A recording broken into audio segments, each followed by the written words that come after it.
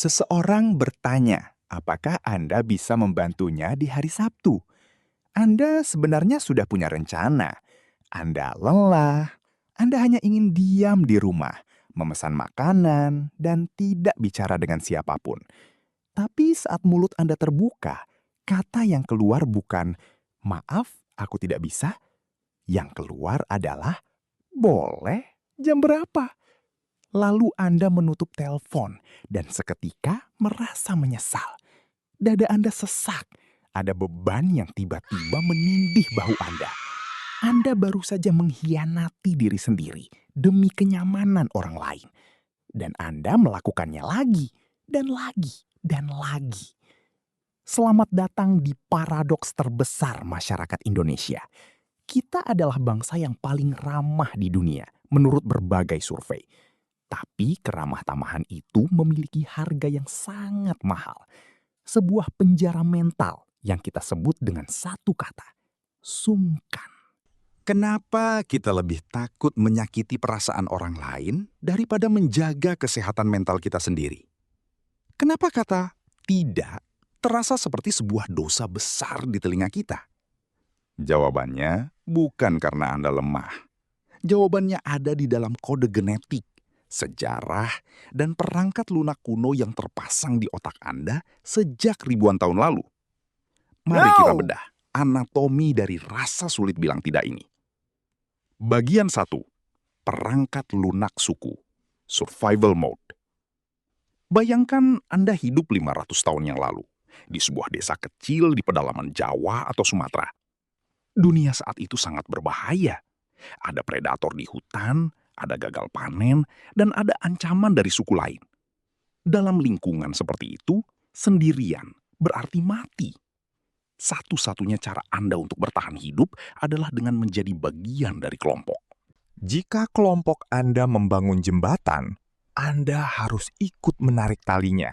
Jika tetangga Anda butuh bantuan memanen padi, Anda harus ada di sana. Konsep ini kita kenal sebagai gotong royong. Tapi gotong royong memiliki sisi gelap yang jarang dibahas. Untuk menjaga harmoni kelompok, Anda harus menekan ego individu. Individu yang terlalu sering bilang tidak dianggap sebagai ancaman bagi kohesi sosial. Di masa lalu, jika Anda dikucilkan dari desa karena dianggap egois, Anda kehilangan perlindungan, kehilangan akses makanan, kehilangan nyawa. Otak kita berevolusi dalam tekanan ini. Setiap kali Anda ingin menolak permintaan orang lain, bagian otak bernama amigdala mengirimkan sinyal bahaya. Otak Anda mengira bahwa menolak pinjaman uang dari teman adalah ancaman kematian yang sama seperti diusir dari suku. Anda tidak sedang bersikap sopan. Anda sedang mencoba bertahan hidup di dunia yang sudah lama hilang.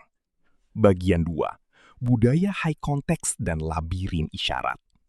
Antropolog Edward T. Hall membagi budaya dunia menjadi 2, low context dan high context. Negara-negara barat seperti Amerika atau Jerman adalah low context. Jika mereka bilang no, artinya tidak. Tidak ada makna tersembunyi.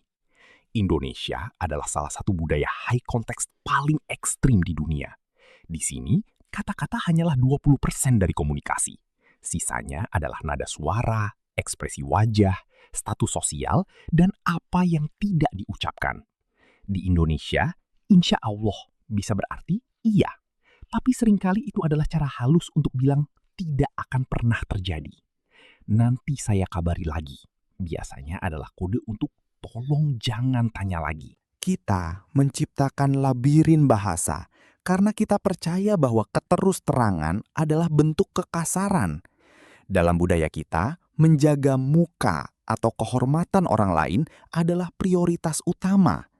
Menolak secara langsung dianggap sebagai tindakan yang memotong saluran komunikasi secara brutal. Jadi, kita memilih untuk berbohong demi menjaga harmoni sesaat, meskipun itu berarti menciptakan bom waktu kekecewaan di masa depan. Bagian 3. Hierarki dan pekewuh. Ada satu lagi lapisan yang membuat ini semakin sulit. Power distance atau jarak kekuasaan. Indonesia memiliki skor yang sangat tinggi dalam hal menghormati hierarki. Seorang bawahan sulit bilang tidak pada atasan. Seorang anak sulit bilang tidak pada orang tua. Seorang junior sulit bilang tidak pada senior. Di Jawa ada konsep bernama pekewuh. Ini adalah rasa tidak enak hati yang muncul karena adanya rasa hormat atau rasa segan yang berlebihan. Pekewuh adalah rem pakem yang menghentikan kita untuk bersikap asertif. Masalahnya, pekewuh seringkali disalahgunakan. Orang-orang dengan posisi lebih tinggi sering mengeksploitasi rasa tidak enak hati ini untuk mendapatkan apa yang mereka mau. Dan Anda yang berada di bawah terjepit. Anda merasa bahwa mengatakan tidak bukan hanya soal penolakan tugas, tapi merupakan serangan terhadap martabat orang tersebut. Anda terjebak dalam rasa hormat yang beracun. Bagian 4. Harga yang harus dibayar. The invisible cost. Apa dampaknya jika Anda terus-menerus bilang iya, padahal hati Anda ingin bilang tidak? Psikologi menyebutnya sebagai self-erasure atau penghapusan diri. Secara perlahan, Anda kehilangan kontak dengan keinginan. Dan kebutuhan Anda sendiri. Anda menjadi bayang-bayang dari ekspektasi orang lain. Setiap iya yang terpaksa adalah bibit kebencian, resentment.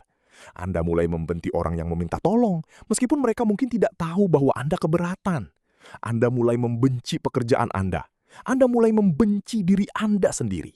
Tekanan ini tidak hilang begitu saja. Ia akan meledak dalam bentuk burnout, kecemasan, atau penyakit psikosomatis. Pikirkan ini. Berapa banyak waktu yang Anda habiskan untuk melakukan hal-hal yang tidak Anda sukai demi orang-orang yang bahkan tidak terlalu Anda pedulikan? Waktu itu tidak akan pernah kembali. Dengan mencoba menjadi orang baik bagi semua orang, Anda sebenarnya sedang menjadi orang jahat bagi diri Anda sendiri. Bagian 5. Ilusi keharmonisan.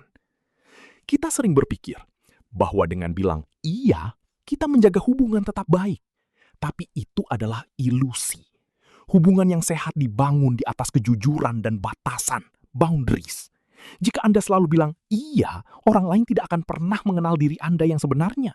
Mereka hanya mengenal versi pelayan dari diri Anda. Lalu, apa yang terjadi saat Anda akhirnya sudah tidak kuat lagi dan meledak? Orang-orang akan kaget. Mereka akan menganggap Anda berubah. Padahal Anda tidak berubah. Anda hanya berhenti berpura-pura. Tapi karena Anda tidak pernah membangun batasan sejak awal, ledakan itu akan merusak hubungan lebih parah daripada jika Anda bilang tidak sejak hari pertama. Bagian 6. Bagaimana cara membangun batasan tanpa menjadi kasar? Ini adalah bagian tersulit. Bagaimana cara Menolak di tengah budaya yang menghujat penolakan? Pertama, Anda harus menyadari satu hal. Tidak adalah kalimat yang lengkap. Anda tidak butuh alasan sepanjang 2 paragraf untuk menolak sesuatu. Semakin banyak alasan yang Anda berikan, semakin banyak celah bagi orang lain untuk mendebat Anda. Kedua, gunakan teknik sandwich penolakan. Mulailah dengan apresiasi, berikan penolakan, lalu tutup dengan alternatif atau doa. Terima kasih sudah mengajakku, tapi sayangnya aku sudah ada agenda lain di jam itu. Semoga acaranya lancar ya. Ini tetap menghormati konteks budaya kita tanpa harus mengorbankan waktu Anda. Ketiga, berhentilah mencoba mengontrol perasaan orang lain. Jika seseorang marah atau kecewa karena Anda menolak permintaannya yang tidak masuk akal, itu adalah tanggung jawab emosional mereka, bukan Anda. Anda bertanggung jawab atas perilaku Anda, bukan atas reaksi orang lain. Bagian 7. Kebebasan di balik kata tidak. Bayangkan sebuah hidup di mana setiap iya yang Anda ucapkan adalah tulus. Bayangkan energi yang Anda miliki ketika Anda berhenti melakukan tugas-tugas sungkan yang tidak berguna. Bayangkan rasa hormat yang akan Anda dapatkan ketika orang tahu bahwa waktu Anda berharga. Kita perlu mendefinisikan ulang apa artinya menjadi orang baik. Menjadi orang baik bukan berarti menjadi keset kaki yang bisa diinjak siapa saja. Menjadi orang baik berarti menjadi orang yang jujur. Dan kejujuran seringkali dimulai dengan kata tidak. Dunia tidak akan runtuh jika Anda menolak meminjamkan uang. Teman Anda tidak akan mati jika Anda tidak bisa datang.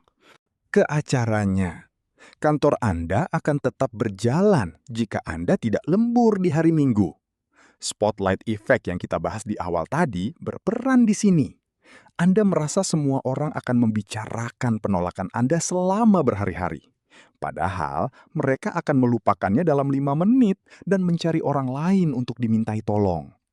Kesimpulan, rasa sulit bilang tidak di Indonesia adalah warisan evolusi yang sudah tidak relevan lagi.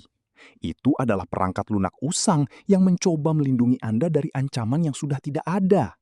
Anda bukan lagi anggota suku di hutan yang takut diusir. Anda adalah individu berdaulat di abad ke-21. Jangan biarkan sungkan mencuri hidup Anda. Hargai diri Anda cukup besar sehingga Anda berani membuat orang lain sedikit kecewa. Demi kedamaian batin Anda. Karena pada akhirnya, orang yang paling penting untuk Anda buat merasa nyaman adalah diri Anda sendiri. Lain kali seseorang meminta sesuatu yang tidak bisa Anda berikan, tarik napas dalam-dalam. Rasakan detak jantung Anda. Sadari bahwa Anda aman. Lalu katakan, maaf, aku tidak bisa. Dengarkan keheningan setelahnya. Itu bukan suara bencana. Itu adalah suara kebebasan.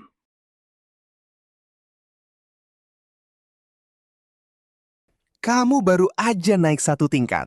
Dari setengah tahu, jadi 3/4 tahu. Mau tahu lagi?